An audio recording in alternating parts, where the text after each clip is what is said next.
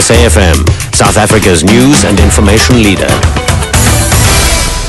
Thanks, Nancy. The ANC's state intervention in mining is criticized, and it's just 2 days to go before the 2012 Olympics. That's in the news. Good afternoon. The fundamental flaw of the ANC's state intervention in mining sector SIMS report is that it makes no reference to growing the mining industry. That's according to Vice President of Business Leadership SA, Michael Spicer. Spicer was speaking at the F.W. de Klerk Foundation's conference analyzing the governing ANC's policy proposals. Spicer has urged the business community to continue lobbying against the proposals. There's practically no reference to growing the industry, although there's quite a bit of emphasis on South Africa having the largest resource endowment in the world, $2.5 trillion. That resource is inert and valueless until there is exploitation, and that requires investment, and it requires all of the things that markets require, including the confidence of the investors.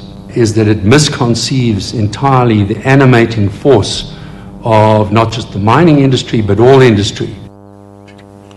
Western Cape High Court Judge Dennis Davis has granted interim relief to the human rights organization, the Scalabrini Centre, which opposed the closure of the Cape Town Refugee Reception Centre.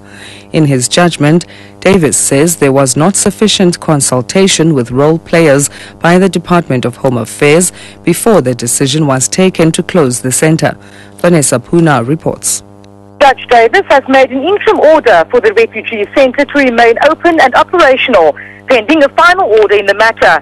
He says the decision to close the centre was irrational, and that in a matter such as this, the support given by neighbouring states to South Africa during the previous dispensation must be taken into account.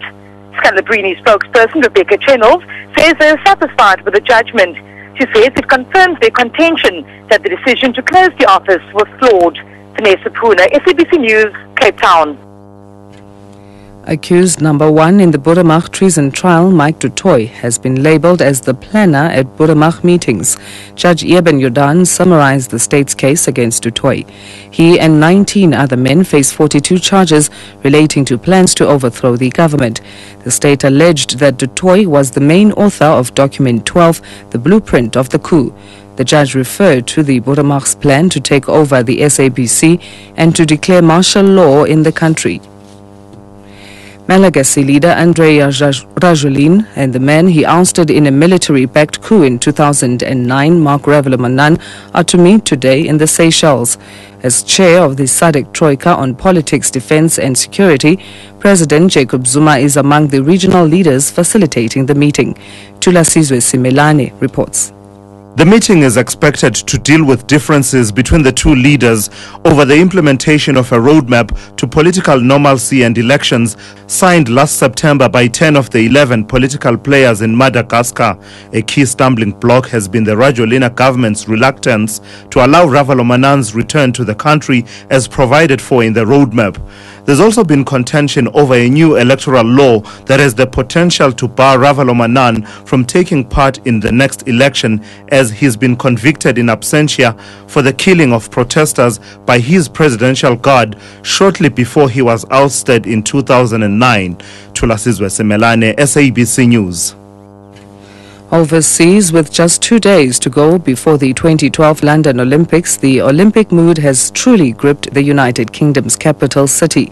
Over 70,000 volunteers are ready to service the influx of visitors to the Games, including more than 21,000 media personnel from 205 countries. Jacqueline Rodriguez is one of the individuals in the volunteer program. No, not busy at the moment, just waiting till the Games to actually start and should get busy, so hopefully later I'll get busy, but for now it's just really quiet. I started on Friday, but the restaurant opened like a week ago. Now it's been very quiet, very quiet. Definitely, if I come do my fingerprints, come to work, then I get paid if we're busy or quiet, so it's okay, it's good. Back home, the South African Broadcasting Corporation has sent a team of 28 staffers to cover the Olympics for both radio and television. Head of the SABC team in London, Croc Ngwenya, says the public broadcaster has proved during the 2010 FIFA World Cup that they are capable of covering major sporting events. I think people back home, they must expect excitement. We'll make sure that whatever pictures we capture from this side will then be delivered back home. I know that SABC1 will be carrying most of the soccer and basketball, and SABC2 is the home of athletics, and SABC3 will be showing the tennis. Recapping the top